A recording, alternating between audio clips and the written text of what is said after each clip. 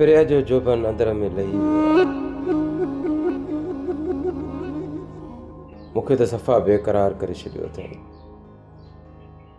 नांदेरी बस्तीअ में चोॾीअ जो चंड कीअं घुरियो आहे। रेस चोॾीअ जो चंड त बाबा मूंखे चवंदो आहे, पर मूं कॾहिं बि पंहिंजे हुस्न ते गुरूर कोन कयो अथमि।